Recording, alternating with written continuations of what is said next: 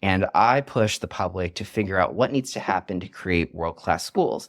Of course, from my lens as superintendent, I'll say that flat funding for a number of years just isn't working. Unsustainable and unpredictable funding is just not going to work long term. We need to figure out a way to invest in ourselves, and not even just in the schools. I'm thinking about our neighborhood roads, our infrastructure, tackling issues such as poverty and connecting people in rural Alaska to broadband. Really just the basics. How do we create this baseline experience for all Alaskans so that we can really position ourselves as a great place to be?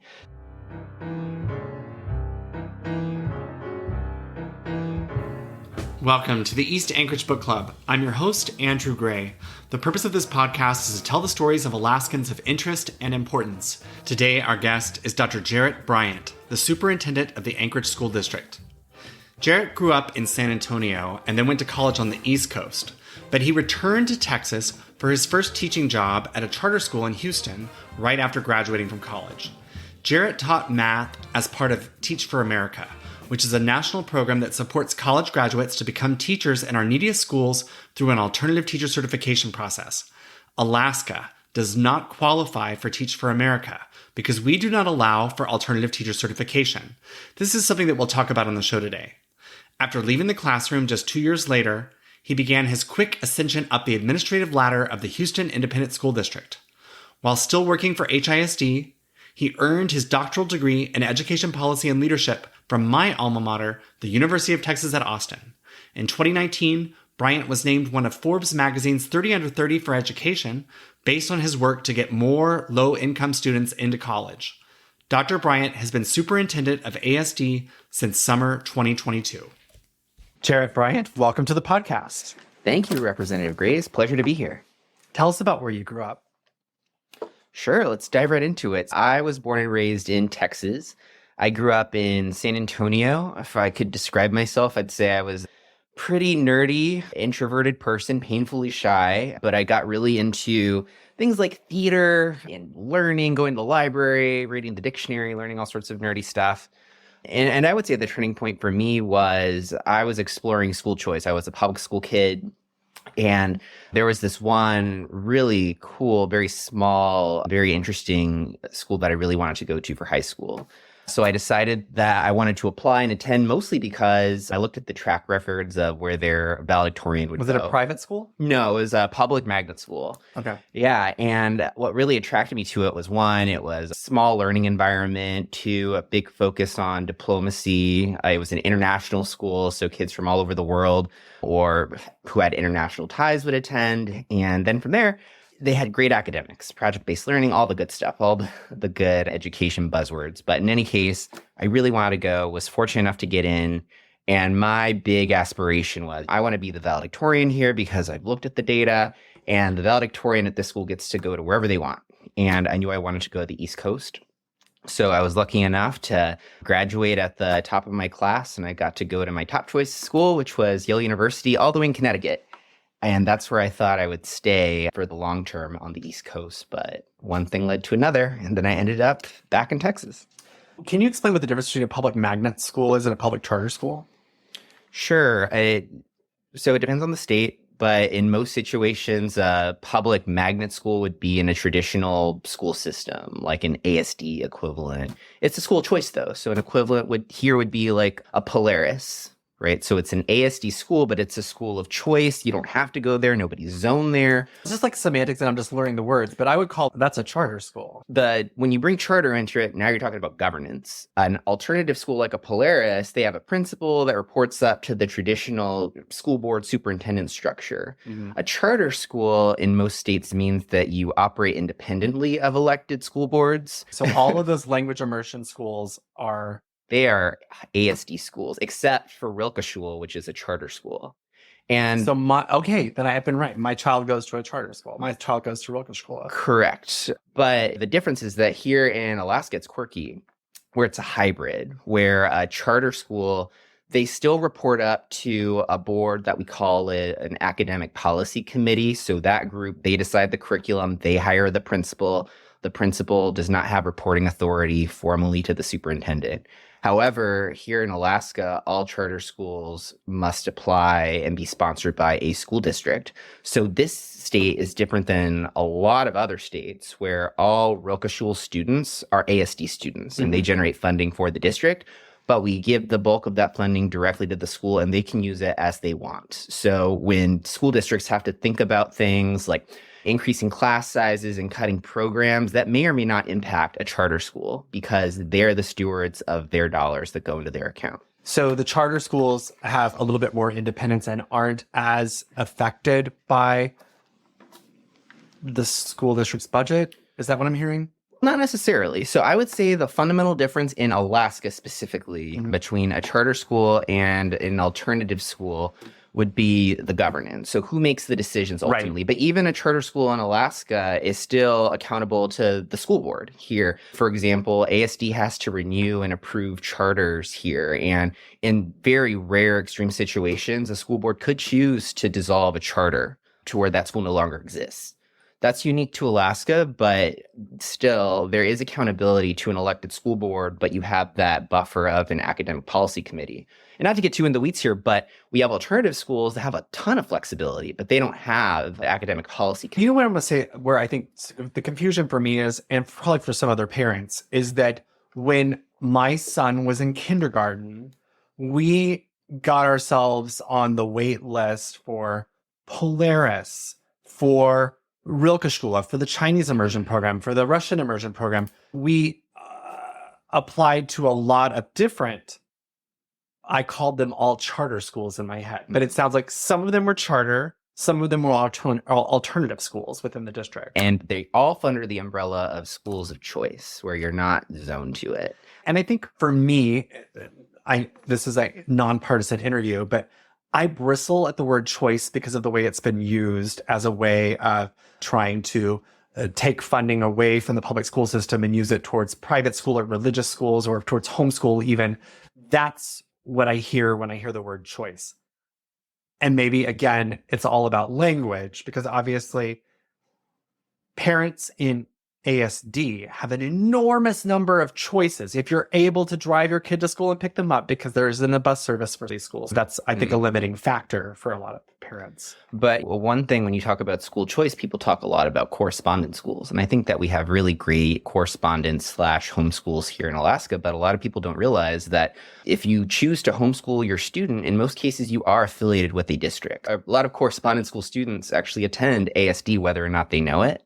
We actually have one of the largest correspondence schools in the state, but that's a whole other topic. That is. So just to put a button on this one, do you think Alaska's system, as it is so different than others, is good?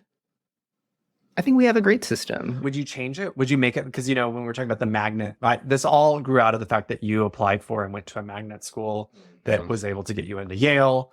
And I'm just curious if you think that Texas system is something that we should look at for possible ways to improve our system. I think that we have all the right tools in our toolbox here in Alaska to have great schools. And I'm glad you brought up the fact that I went to a great public magnet school that resulted in my going and attending successfully Yale University.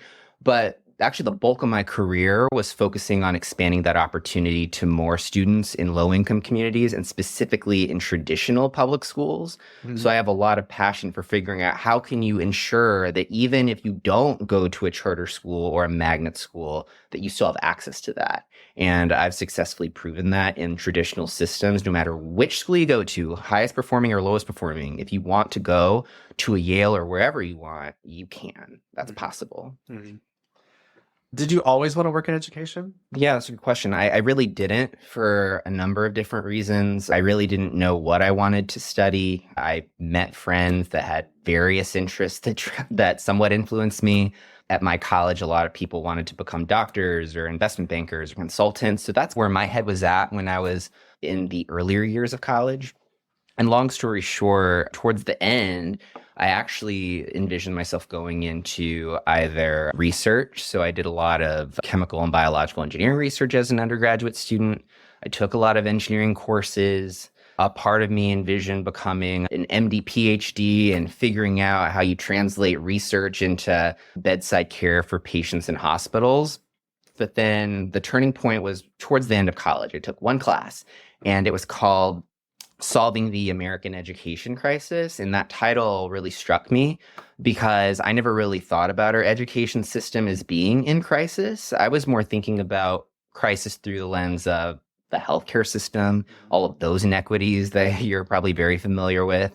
But it turns out when I took this class, I learned about traditional public school systems in a different way. I learned about things such as flat funding and how some school districts are under mayoral control versus school boards versus charter schools. Some of the historical changes, such as a movement towards accountability and race to the top and all of those different things that were happening in the late 90s, 2000s. And I realized, to make a long story short, that education, I think, is one of the most complex enterprises and systems in this country. And I was fascinated by it. I didn't know how I wanted to contribute to making it better than it was when I found it, but I knew that I wanted to figure that out. And ironically enough, I wasn't interested in working in education, partly because Yale doesn't have a college of education. They really don't produce a lot of teachers. So when I said that I was interested in joining the teaching ranks, at Yale, they're more used to people, ironically enough, to go to private schools. You may not realize this, but a lot of Ivy League graduates end up teaching in private high schools or private boarding schools because they don't have the same restrictions that we have in a traditional school system. I know that for most people, they think of an uncertified teacher as not qualified or they don't want them in front of their kid. But believe it or not, some of the most well-connected boarding schools are taught by people that don't go to traditional colleges of education. Not all, but there is a premium on people that have gone to Ivy League schools and will presumably teach children what they need to know to be successful in that type of a rigorous environment. But all that to say, I wasn't interested in that. I didn't want to teach in a private school. I didn't even really want to teach in a suburban school. I wanted to go to the places that I learned about in my class. I wanted to teach in an urban school district with a lot of challenges that was very different than the type of school that I went to because I knew that's where the work is. In fact, I became so fascinated with education that I ended up taking classes in special education, in education law. I even took a class at the School of Business where it was taught by the Deputy Chancellor of New York City Schools. And it was about how through senior executive management, you can positively impact change. So through the business lens. So I had all of these great experiences that gave me a unique but not perfect lens into what needs to happen in education.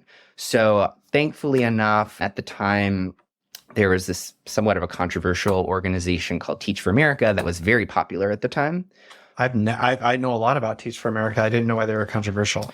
Here in Alaska, we can't even have Teach for America because we don't have a pathway for alternative certification. And most other states do. In fact, this is the only state that I know of that doesn't have a path for alternative. So I was at emergency certified teacher in LAUSD in Los Angeles Unified School District.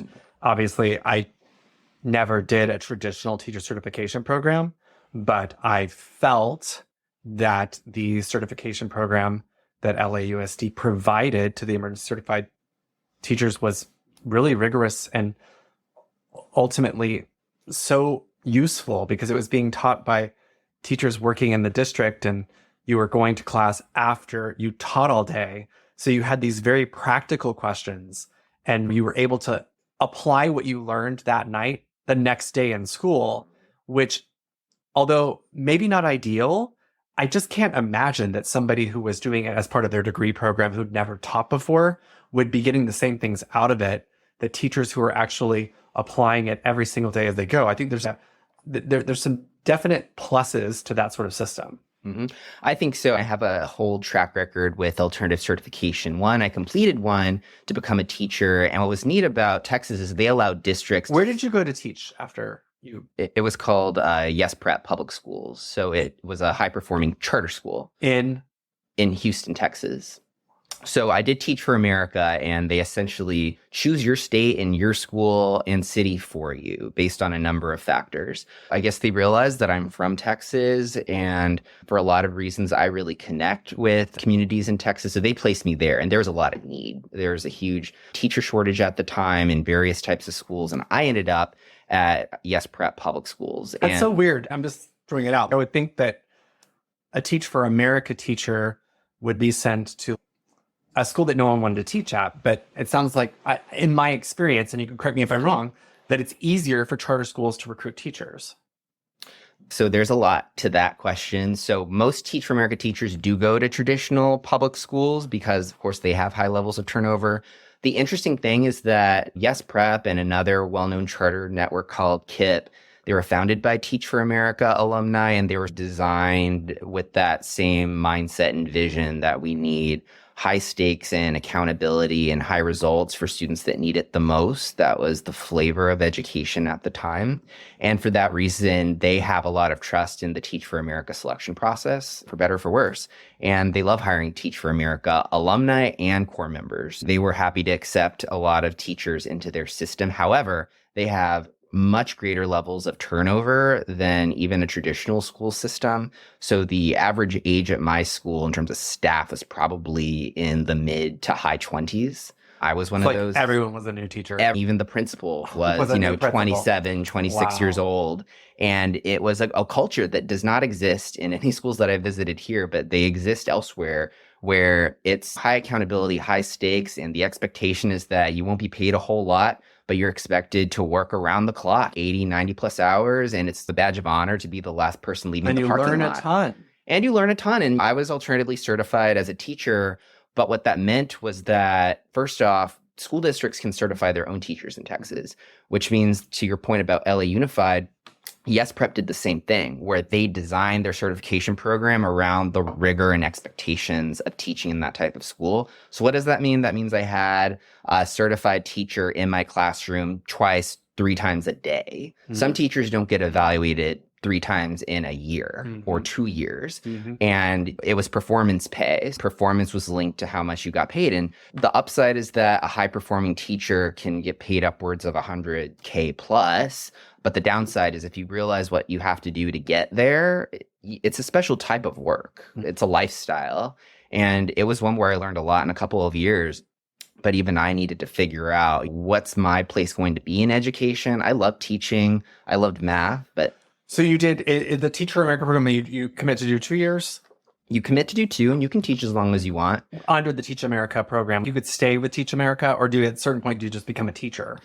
So in some sense, you're part of the Teach for America network, but you no longer have a commitment, right? You can teach as long as you want. You've satisfied your commitment. Teach for America partners with the AmeriCorps, which is a federal program to give some student loan relief and that sort of thing. You've gotten your benefits, and a lot of teachers do teach for a 3rd year. In fact, I thought I wanted to teach for several more years. A part of me envisioned myself becoming one of those really good calculus teachers. And were you like 22? When you did the first Teach for America year? Yeah, I must have been 21 or 22.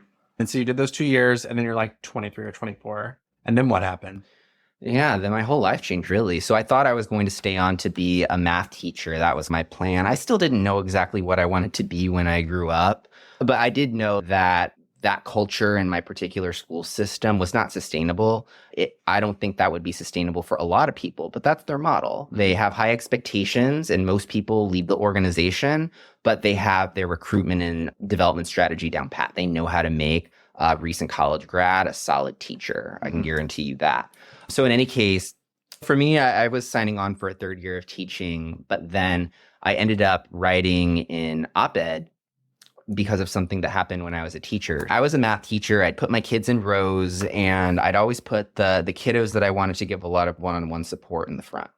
And those in the back were those who are more self-directed. They liked reading ahead in the textbook, and I could go see them every now and then, but I knew that they were on grade level, if not above. But the sad thing is that when you're a teacher, you have kids with a lot of need. My school was 100% free reduced price lunch and underserved and ethnic minorities. So it was a high need school in a high need neighborhood. And what I found is that I didn't spend a lot of time with those kids in the back of the room.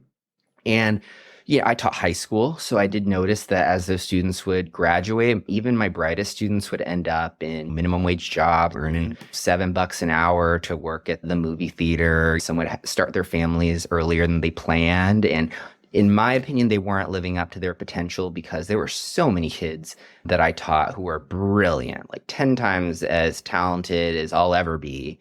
And they just never got that opportunity. So I wrote an op-ed just stating my opinion that we need to not forget about our low-income kids that really want to figure out their path in life. Because just because you have a good brain on your shoulders does not mean you have the social capital or other skills that you need to navigate systems that are dominated by people of privilege or who have the networks to help them advance regardless of their aptitude. So I saw that missing. I said I didn't like it. I was really writing it really as a call to action to my school district to put more resources to all kids. But it ended up catching the attention of the Houston Independent School District, which is the largest school system in Texas and where I would end up working for about a decade after.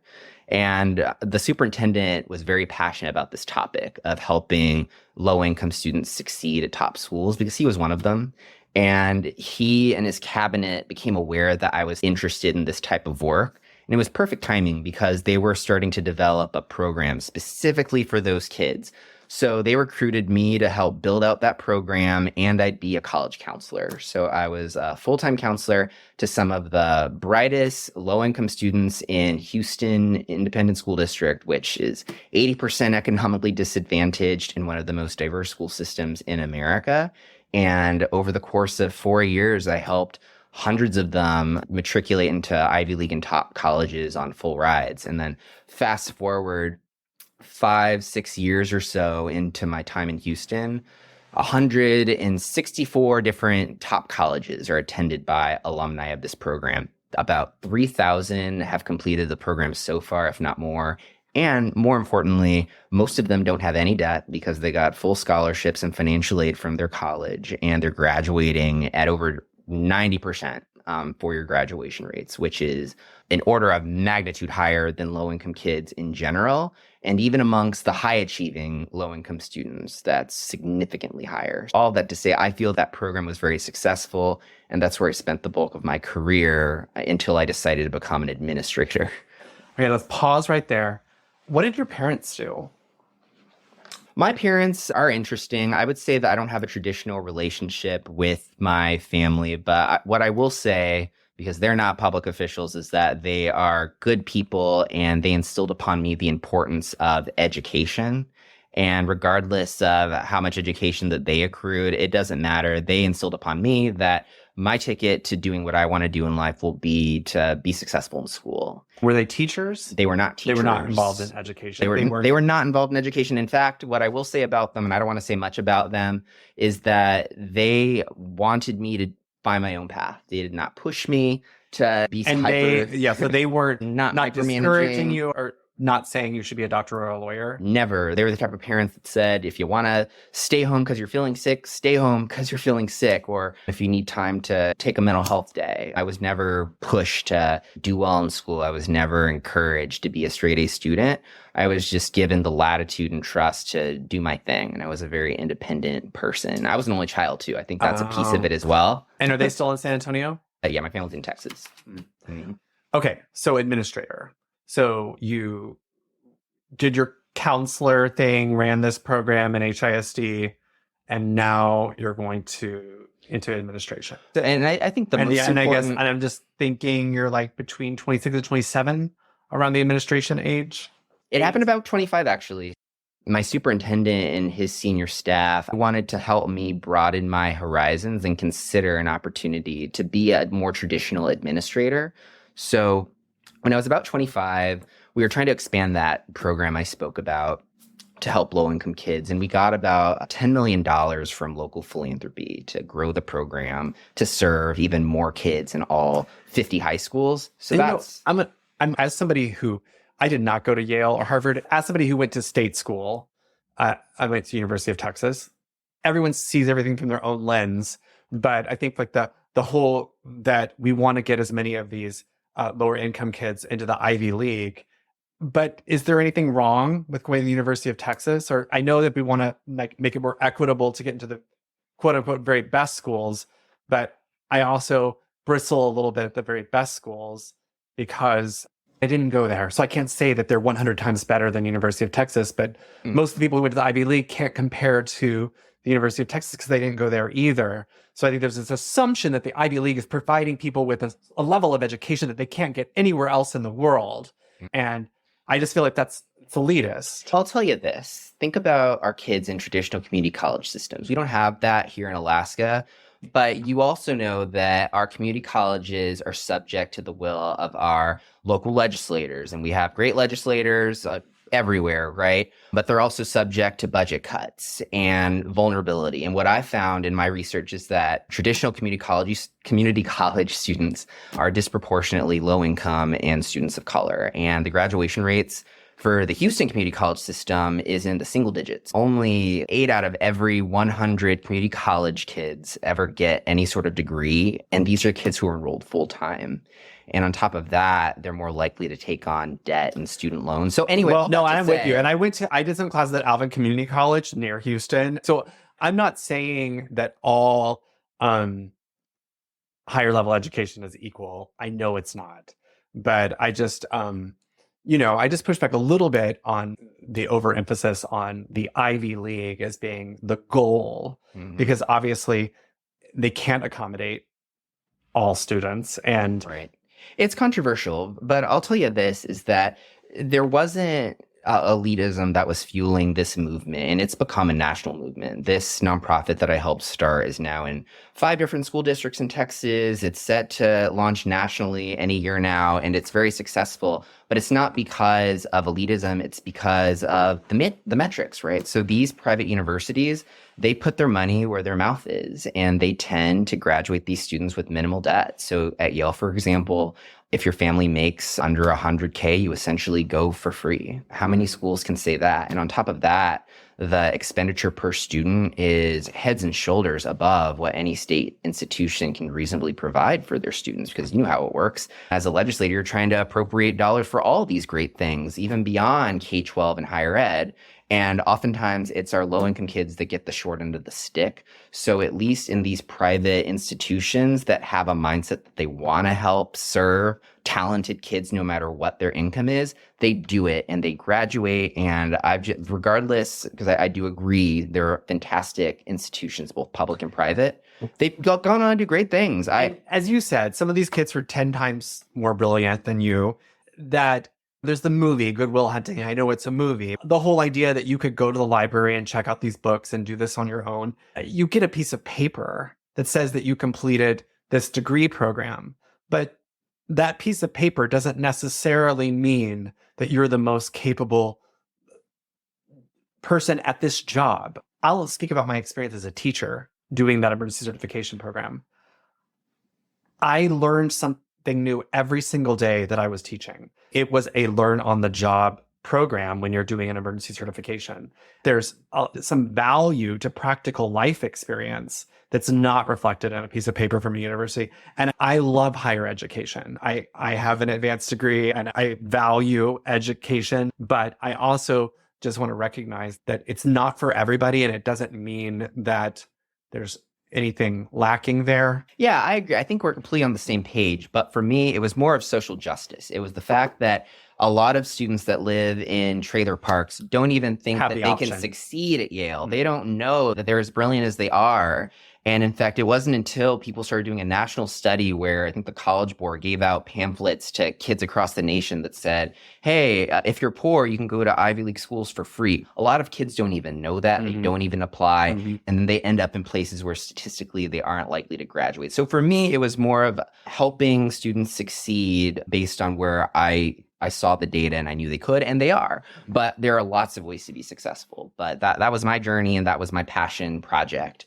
But that said, we raised about $10 million from philanthropy. That was an enormous investment to bring this program to all 50 Houston high schools. I was excited to do it. And on top of that, the philanthropist asked, hey, if we gave you an extra $5 million, what would you do? And I said that we need more college counselors for all the kids. So for all the kids that aren't considering Ivy League schools, maybe they want to go to community college or trade schools or whatever their path is, they need a counselor and champion too. So let's put more counselors in schools. And they said, okay, let's do it. We'll give you the funding to hire hundreds of college access professionals to help improve college access and success for all kids on top of that program. And I said, great. And then my superintendent said, Jharrett, go hire those hundreds of people And I did. I recruited them from some of the best charter networks and school systems around the country and within Texas. And then that's when I got the call from his senior staff that said, hey, we'd like to invite you to join the senior staff as an assistant superintendent. And this is when I was 25. And that was really the turning point for me, because they wanted me to be an assistant superintendent, but to help improve advanced placement scores and success on the SAT and college admissions and college counseling strategy for all of the Houston school system. And that's very different work than what I was doing. It was related, but that's a system level administrator job. And that's not exactly where I saw myself. And I was a little taken aback. I was a little surprised. But from my superintendent's perspective and his team's perspective, they wanted to make this vision happen, and they trusted me to do it. And even though I said no at first, eventually they said, no, we believe in you. I know it's unconventional. Become an assistant superintendent and scale this for all kids. And I said that I would. I was a little nervous. Again, I was 25, and I knew that Houston was a giant bureaucracy, 26,000 employees, almost 300 schools, over 200,000 kids at the time. It's a highly complex system. But I said, okay, I'm going to give this a try. And then my superintendent said, but you have to go to grad school, and I already know where you need to apply. And he encouraged me to go to the University of Texas at Austin, which is the top 3 nationally ranked program for preparing school superintendents.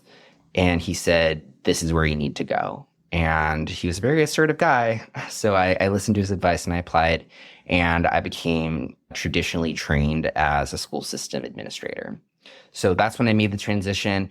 But what my superintendent did not communicate to me was that he was planning on retiring in the next few months. So I start this grad school program. I'm excited to join his senior leadership team. And then he retires, and I would go on to work under 5 other superintendents, which is a very scary thing when you're on the senior team, because there's a very good chance you might be booted or reassigned or what have you. But I'm blessed in that I got to work under a lot of different people, and every single one of them kept me on their senior leadership teams. And on top of that, they exposed me to different parts of the organization. So I did college stuff for a while, and that will always play a special place in my heart. But under other superintendents, I got to focus on marketing strategy to help get students back into traditional school systems from the charter schools. I got to help write speeches and op-eds and all sorts of other things, thinking about board governance, and then all sorts of other things, international baccalaureate schools, growing our portfolio by 20 additional schools. And then most recently with my superintendent from a couple years ago, he asked me to lead HR on his transition team. I worked under incredible leaders who all trusted me in different ways, and it really gave me a different appreciation for the work.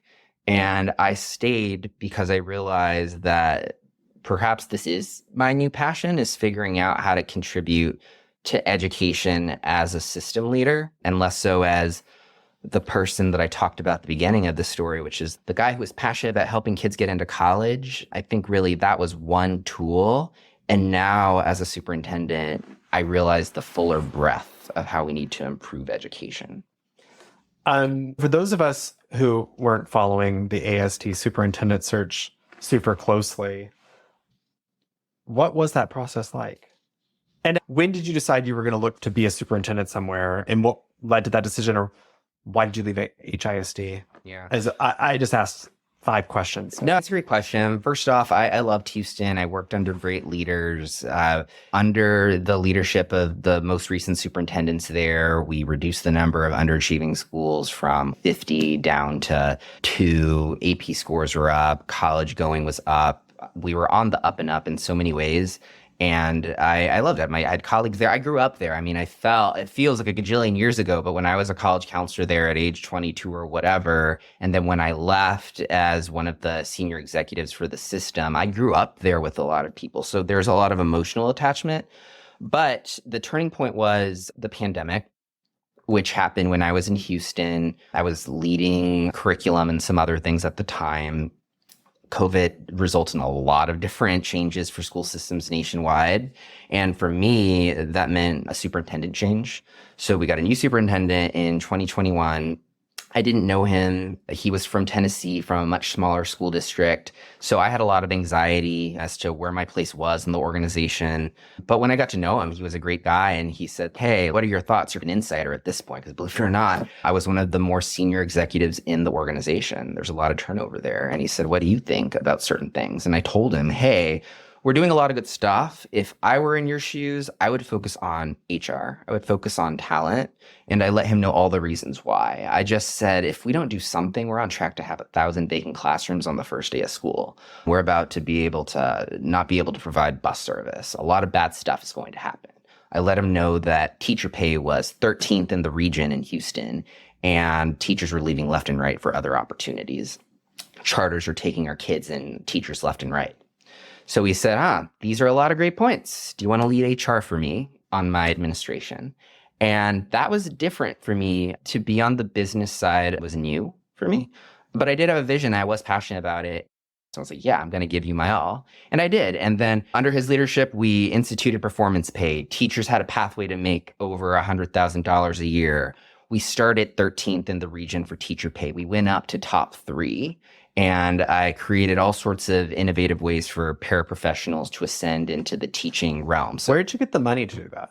So this was during the pandemic. So this was an opportunity to leverage COVID relief dollars for experimental things. Going back to alternative certification, I realized that we weren't producing enough traditionally certified teachers. So we needed to improve our own alternative certification, and let's make it free. So I invented the idea of free alternative certification. Jharrett, can we do alternative certification here? We need our legislators, that can come to action.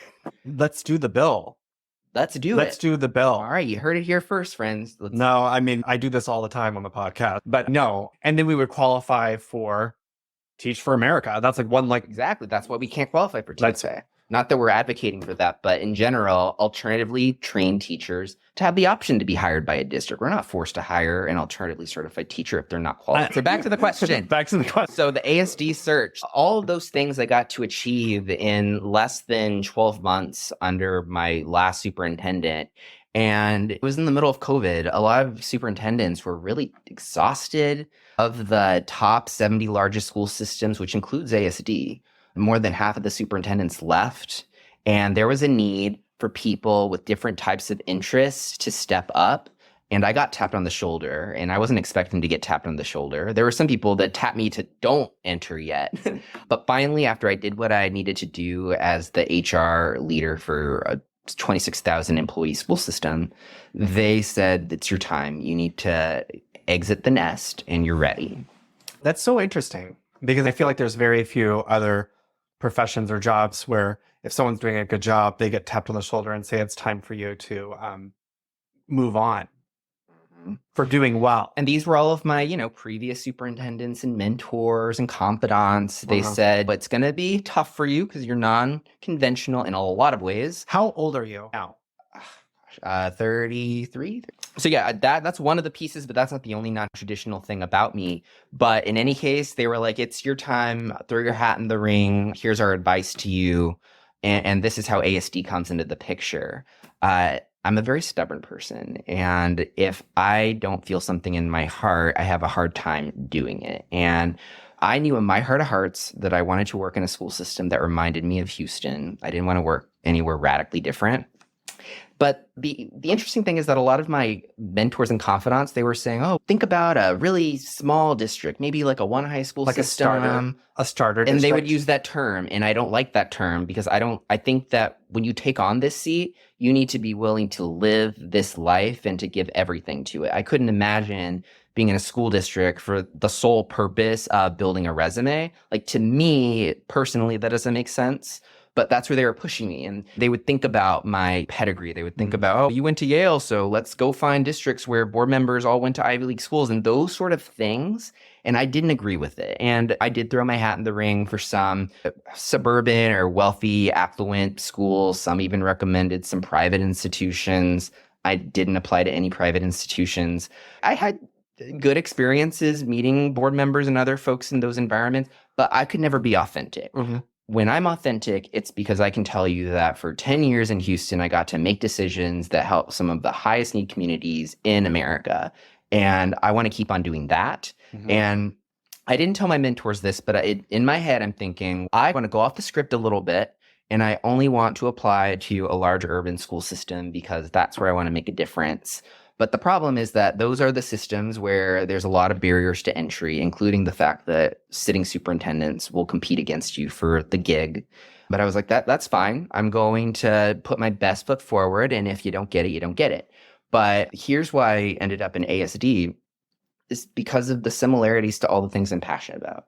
Houston was the largest school system in the state of Texas. ASD is the largest school system in the state of Alaska. But we have very diverse populations in both districts. Hundreds of languages are spoken in both. We have charter schools, alternative, correspondence schools. All of those different complex portfolios of school choice options were there. And a lot of the same challenges, of course. And politically speaking, Anchorage and Houston have very interesting political dynamics compared to their state legislatures. So I still recall all the ways in which it was an uphill battle to advocate for certain policies as Houston. Texas has a very unique structure for funding schools that I wish we had. I wish we had something similar in Alaska. Yeah, there are a lot of actually really great policy achievements in Texas that I think are something to be proud of. Not all of them, but some things. But in any case, there were enough similarities on the surface and within the systems that really attracted me to ASD. It was really at the top of the list. For me personally, unlike a lot of superintendent applicants, there's no specific state or geography that I needed to be in. I could go anywhere. I just needed to be in a place where I could make a difference that I wanted to be at. And most importantly, a place that I could be in for a long time if the community wanted me to be there. A superintendent, you don't get to choose how long you're in the seat. But I wanted to at least be in a place that I could put roots down. I've started new jobs, and there's like usually another employee there who does a similar job, who walks you through, shows you what to do, how to do it. But you are the superintendent. There isn't, and I don't know if the previous superintendent overlapped with you at all, or do you just show up and you just have to figure it out? Or how do you learn how to do the job in Alaska when you arrive? Yeah, I mean, in some ways it depends. Everybody has a different journey. You know, for example, if you're a new governor, most new governors have never been a governor in a different state, right? So there's a lot of learning on the job. So when you're a CEO for the first time of any organization, there will be a lot of learning of your organization. But a lot of times those people have worked their way up the ranks through that company. Or, you know, the governor has served in elected office in the state before. So there's some familiarity of the people involved and the folks involved. I just feel like starting as a superintendent, being from thousands of miles away and then showing up, it's like you're showing up as the boss of a large group of people that you're meeting for the first time. It's an unusual life experience that I don't think is there's a direct analogy to many other. And I found that out the hard way as being the guy from the outside that became the superintendent here. There was resistance there. That's one thing I'll say was different from where I worked at and ASD. In Houston, there's almost an expectation that you'll do a national search. And I can't remember the last time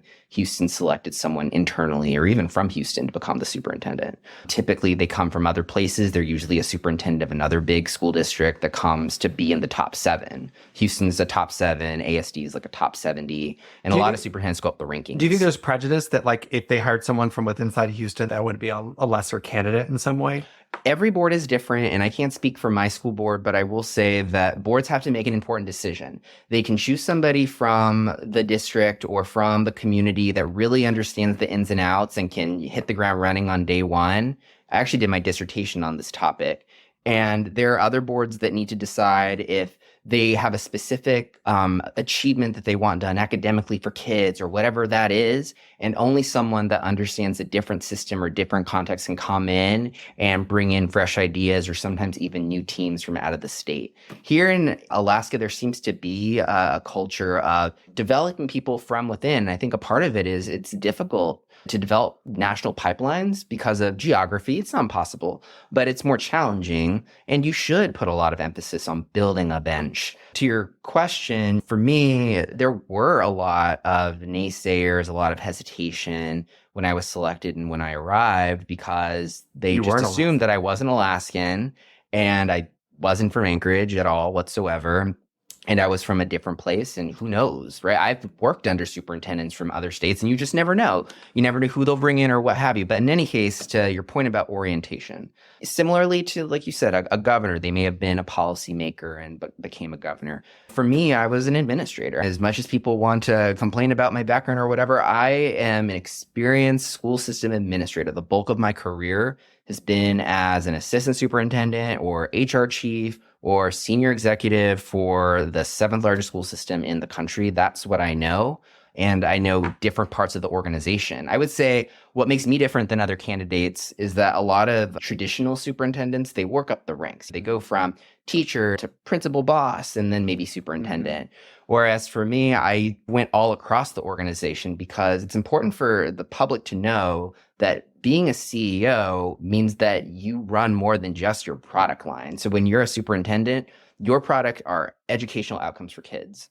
But you still will be on the front page of the paper if your school buses aren't running because of the transportation crisis. It's like a general in the military. The word general is general. You need to understand how all the different specialties work. You need to understand what the different departments are doing. You need to be able to lead a variety of departments. You have to be a generalist. And looking back, and I can't speak for my former mentors and superintendents, but I think that's exactly what they wanted to help me do. I didn't realize that I was like, okay, I'll do this new assignment. I'll help you. But they helped me understand all the different aspects of the organization. And it wasn't until I was in the seat that I realized, oh, it's all coming together. What do you do on a day-to-day basis? It depends on the day. For example, today I was in meetings from 8 until I walked in the door about everything from school finance to internal decision making. Right now we're in the budget development process. But yesterday, for example, we had a school board meeting. So I was trying to prepare for that. Or actually, that was Tuesday. It's been a non-conventional week, so I'm all messed up. But recently I had a school board meeting on Tuesday, so preparation for that. Other days it'll be, for example, tomorrow, where I was going to have a meeting with our assembly. And then after that, we're going to have a luncheon with our legislators and let them know about our priorities. And then from there, talk to the media about some of the budgetary challenges that we'll have. I'll even be working on Saturday, where the board and I will come together and we'll talk about all the different levers that we have to pass a balanced budget by February. So all of that to say, going back to orientation, there's no one path to it. I was very lucky. I will say this. I worked with the board to start a smooth transition plan. Unlike most superintendents, I am the exception to the norm. I had a nice, healthy 6-week overlap with the outgoing superintendent. So I was here. Dina Bishop, she was a class act in her capacity as superintendent. Before I even came here, she proactively moved out of her office and she allowed me to come in and settle. Even though I was not the superintendent, she wanted me to be in her office and for her staff to start getting used to this idea of a transition. And she did a lot of introductions. So her staff became your staff. So that's a continuity and with people who know how this system works. And that was my own decision as a superintendent, right? So just as school boards have to decide internal versus external, a superintendent, and this is my dissertation topic that I did, was I need to figure out, do I want to bring in a lot of folks from all over the country, or do I want to really invest in the team that we have here? And it turns out, number one, as an outsider, there's so much to be gained from having a team that understands the context and nuances of Alaska in ASD. And then number two, I got to even go deeper into the bench than we ever have before. And I got to put a really great high school principal onto my senior team and to help him make a unique mark on the system in a new capacity. So even though I have kept a lot of ASD senior staff members, they're in different positions based on their potential. Okay, so we have 4 minutes left and I have a million things to talk about, but I guess so what I would ask you is if you're speaking to a legislator, what, as a superintendent of ASD, what would you say are the things that I need to hear from you right now? Sure. So for ASD, we have a lot of challenges. In Alaska, we have a lot of challenges. If I wanted to be cliche, I would say, oh, political polarization is the blight of public education. We're of course, so much less polarized than Texas, with all due respect. Yeah, and I'm not going to say that for that reason. I actually think our issue that we need to think about is what do we value as Alaskans? I think this is a great state, but I think we're also a state that hasn't met its full potential. I really envision that Alaska can be a destination state for all of us to enjoy and explore, but we can't enjoy and explore and live and thrive in this state until we can say affirmatively that we have fantastic neighborhoods and world-class schools. And I push the public to figure out what needs to happen to create world-class schools. Of course, from my lens as superintendent, I'll say that flat funding for a number of years just isn't working. Unsustainable and unpredictable funding is just not going to work long term. We need to figure out a way to invest in ourselves, and not even just in the schools. I'm thinking about our neighborhood roads, our infrastructure, tackling issues such as poverty and connecting people in rural Alaska to broadband, really just the basics. How do we create this baseline experience for all Alaskans so that we can really position ourselves as a great place to be? So when it comes to ASD, I would encourage us to invest in ourselves. I would encourage us to think about how do we make this a place that people want to live in for the long haul? Because remember, I think you've heard the statistic, but for those of us who haven't heard it, 1 in 3 young people are leaving the state. And we need to figure out how to retain more of our young people here. They're the folks that are the future of our workforce. Here in ASD, I would tell people about some great initiatives we have coming down, such as our academies of Anchorage, which is part of our workforce development strategy. The vision is our high school students will be exposed to college credit, apprenticeships, and other things that will make a seamless transition between high school and entering the workforce here in Alaska, if that's what they want to do. Mm-hmm. But I really want to create that reliable talent pipeline. So that way, if I'm a large oil company and I want to make a new office somewhere, why not here in Alaska? Because I want them 10 years from now to say, hey, we should probably make an office somewhere in Alaska because their school system has a reliable pipeline of thousands of kids that have exactly the right soft skills and credentials that they need to be successful in my business. Let's go here. So as somebody who went to a magnet public school, as somebody who worked at a charter school in Houston, I had some crowdsourcing for some questions. People wanted to hear your thoughts on Anchorage's alternative schools and charter schools, to know that even with this move towards an academy model, that it's not going to take away from King Tech High School. We have these great models in Anchorage of some wonderful opportunities for public school students to have. Can you make a comment? Can you reassure people that we're not looking to eliminate some of our options? It wouldn't be because of the academies. Now, for example, King Tech is entirely aligned to the vision of the academies, right? Workforce development, credentials, college credit, vocational skills. That needs to exist. And that fulfills the board's vision, which was to create an ambitious goal to ensure that all students can graduate from ASD college, career, and life ready. That's the direction that we're headed. But we have other great programs too. We have some of the best immersion programs in the country, I would say. We have a lot As a parent of a child in an immersion program, I agree. Yeah, and we have a lot of great opportunities. International Baccalaureate program, Stream Academy, a lot of great options.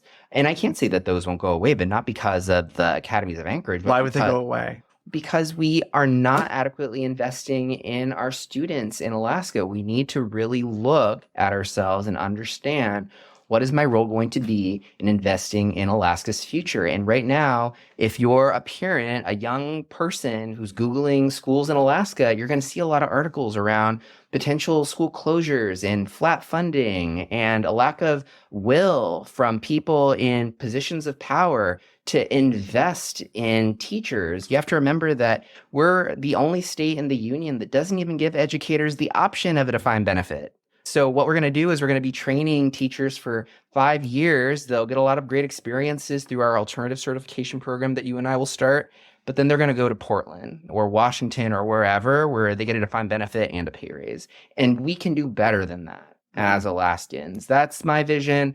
I want to protect all of these programs. The board wants to protect as many of these programs as possible. But when you flat fund a school system for almost a decade, that's a cut to funding for almost a decade. We've had enormous inflation. Flat funding is cut 18+%. I want to protect our teachers and our students in our classrooms, but a lot of these programs are supplements to that. And the more and more that we cut funding to public education, the more and more that those programs will have to be looked at to be sunset if something doesn't happen. Can you recommend a book for our listeners? Sure. One of my favorite books that I read as a younger person that I think about a lot today is called Physics for Future Presidents, which is out of left field. But basically, it's a book that teaches you about all sorts of things related to foreign policy and domestic policy, but from the perspective of the United States president. So why is that book interesting to me? It's because it helps you to understand how to be succinct in your language, to not use jargon, and to help provide a generalist with the information that they need to make important decisions. So I like to model some of the things that I learned from that book in my everyday practice as a superintendent. I try not to use jargon. I try to meet people where they're at. And I also make sure that I'm surrounded by really strong content experts that can provide me knowledge in a way that's digestible for me to take action. And then I do that for board members, and then board members do that for their constituents, and our whole system becomes very accessible to the public. It's a great book. Thank you so much. Thank you for being on the show today, Superintendent Bryantt. My pleasure. Thank you very much. The book that Dr. Bryantt just mentioned is Physics for Future Presidents by Richard Muller. Thank you for listening. If you like what you heard, please subscribe, rate, and review us. To contact me, email eastanchoragebookclub@gmail.com.